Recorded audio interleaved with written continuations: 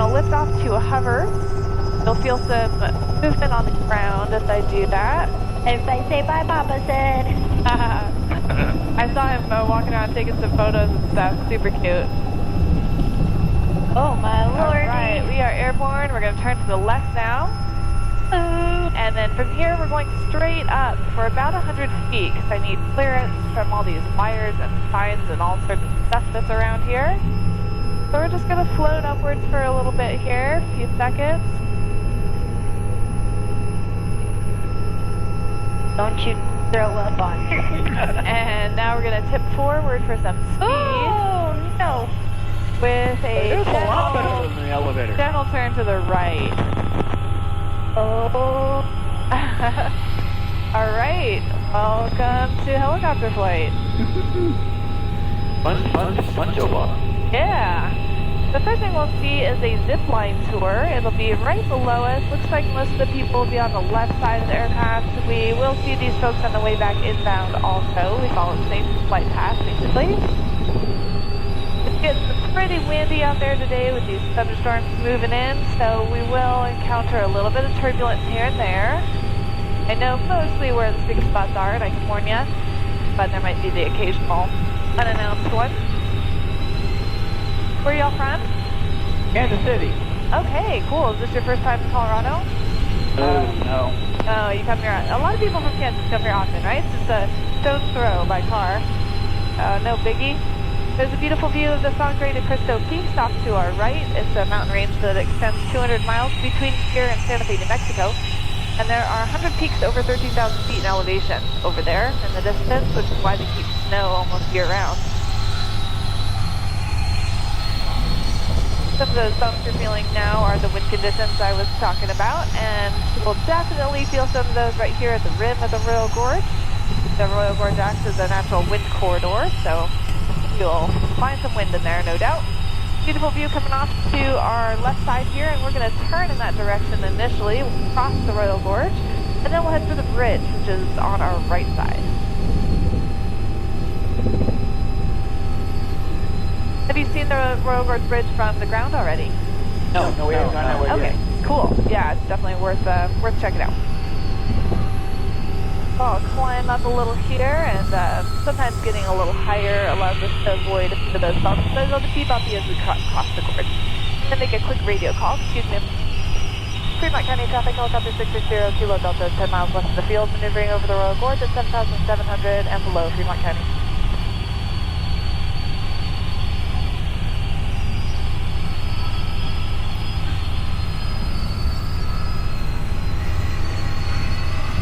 Keep getting my foot in the picture because it's there on the window.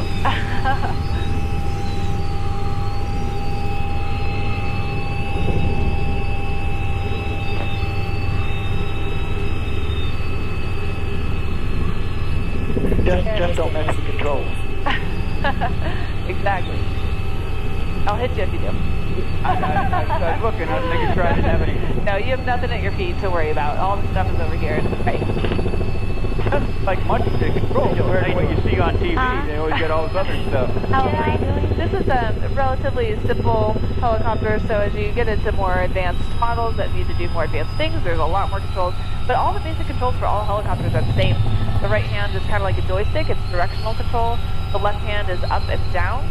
And the pedals are for the tail rotor on the back, which keep us going straight. So there's all four limbs are busy. On the end of my left-hand control is also the throttle, which in this engine is either full on or full off. So it's pretty rare I need to manipulate that, but every now and then. You're gonna have to send me pictures. I can't take good ones in the middle. We're gonna do a big orbit to the left now. I promise you won't fall out. Oh.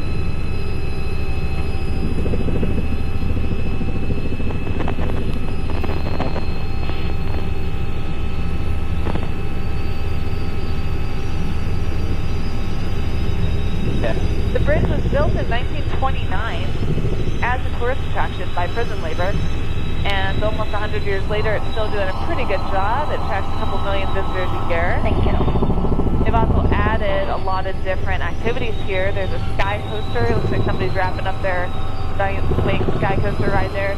the gondola tram that goes across. There's a Via Ferrata, which is kind of like rock climbing. There's a zip line that follows the same path as that tram. About a 1,500 foot zinging ride across the gorge, so it's quite beautiful. There's a lot to do. Tallest suspension bridge in the United States. It was the tallest in the world until about 20 years ago. Is there an actual train that we can ride down there? There is, yeah. There's a train, a scenic train that leaves from Canyon City and comes out to the small community of Parkdale, which is that grassy field straight ahead there, and then reverses course and goes right back. This railroad was part of the Intercontinental Railroad back in the day, especially in the mining days. They used it to transport all sorts of gold, silver, coal, and other mining materials. But now it stops, the railway stops, I mean the railway continues, but there's a train that's there forever, it doesn't move in the canyon over there, so it's no longer a throughway, but they use it for the scenic tours. Ooh.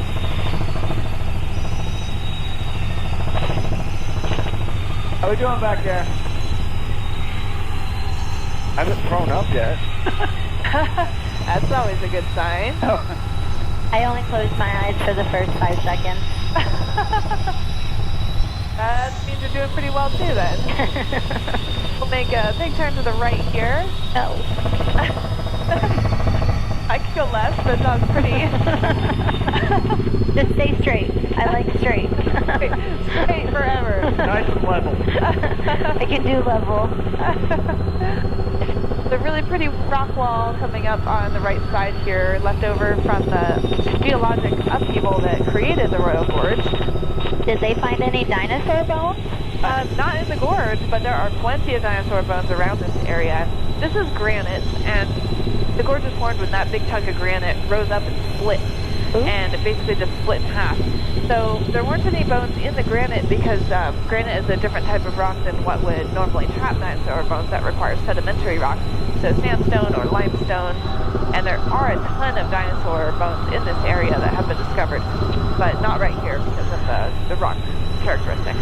That's pretty cool. Yeah.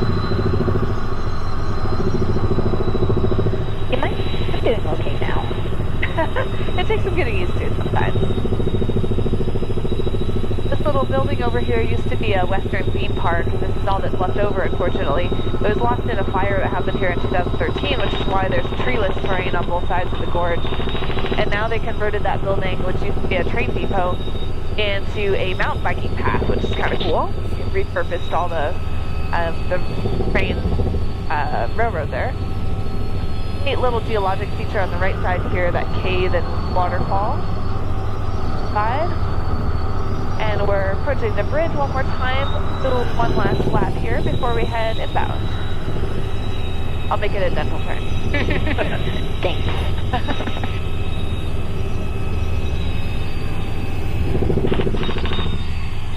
Guess that's where we're going next. Okay, awesome. It's definitely worth checking out. I don't know about that bridge though. Yeah, the bridge, especially when it's windy, which it is very windy right now, they will sometimes shut it down. I don't think it's quite that extreme right now, but the rides will usually get shut down when it gets too windy. And the bridge can be nerve-wracking when it gets windy out because the whole thing moves. There's an old incline railroad that you can see here on the right side. And wow. That gas that's just left of the bridge. And they don't use that anymore either. It was also damaged in the 2013 fire, and they elected to put their restoration money into some of the other attractions that are more modern. But I remember riding that as a little kid with my grandparents. It was this fun little car that just went straight down to the bottom and then took you right back up again. We have Pikes Peak straight ahead is under that enormous thundercloud, which is mainly why we're experiencing high winds and turbulence. And you can barely pick it out, but there's a nice tall hump in the distance there, and that's the 14,110 foot Pikes Peak, known as America's Mountain.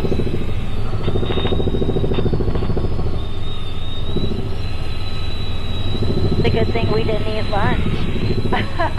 Yeah, you can eat lunch after. After the turbulent ride. Yeah, it is very windy, and it's pretty much all outflow from these big storms that we have coming through here. Where is it we're going now? We're headed back to the helipad. Okay. Yep, which is currently off at about 10 o'clock. We'll have to all get pictures of Dad taking pictures of us. Yeah, for sure.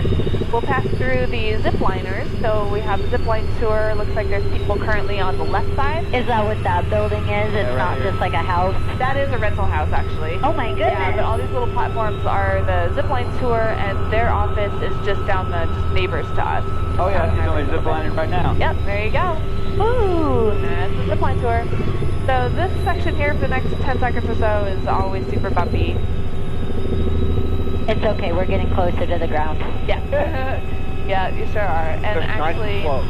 I will, I'll extend out a little bit here, and we'll be able to do a slightly less steep turn to come in for a landing. Usually when we come in for a landing, it's this like crazy left turn that has you feel like you're about to turn the tree. So we'll come out here and do a I appreciate wider that. turn. yeah, a wider turn. And I appreciate that. yeah, of course. I don't want you to, would have been your lunch. Didn't eat lunch. I had a piece of a beef stick though. All right. That works. We missed pictures of Dad though. Oh well. That's okay. He'll see us land. Yeah, because we're still going to be coming into the helipad that way. I took a picture of him when we were going up. Oh yeah. Nice. Use that picture for the dam. We just left little Papa sit there. Oh. Okay, you guys ready for me to drive next time? No, you got lost coming to find me. Next thing you know, you have us over Mexico with fire going on. That little shudder you feel in the helicopter is normal when they lose speed. It's an inherent aerodynamic condition. It'll stop here as we get closer to the helipad. Nothing wrong, I promise. It's okay, I have good life insurance. My husband will be happy. We're all insured pretty good. I hope you do. You do this all the I time. definitely do. Before I was a pilot, I was a mountain guide, specifically rock climbing. So I had decent life insurance early on. Are you married too? I have a long-term life partner, but we're not married. Well, there you go. Yeah, he's the beneficiary, if that's right. I was gonna say. I know if I had this job, my husband would be like, you should probably just make sure that's in Yeah, line. you get that life insurance right quick. Yeah, for sure. He's a mountain guide too, so Which is safer? figure it out. Helicopter pilot or mountain guide? You know, that's a really, really good question. Little bump here as we set down. Ooh. I would think the Yeah. helicopter pilot would be the part. You know, honestly, there's risk in either, and I would say both of them have controllable and uncontrollable amounts of risk. That's true. And they're pretty darn similar. There's a lot of crossover in like the mentality and some of the risk management and the high pressure decision making, all that kind of stuff. So they're actually quite similar. We're getting out in the same opposite order we got in? Yeah, you'll get out. So this side is going to get out first. He's going to walk around and unlatch the doors on this side. So you two can stay put. Okay. He'll grab you guys in a second. Don't forget to take your headsets off. I was just thinking about that. I almost went. Yeah. And then you go up on, go right there in the middle. There's a smoke sight there.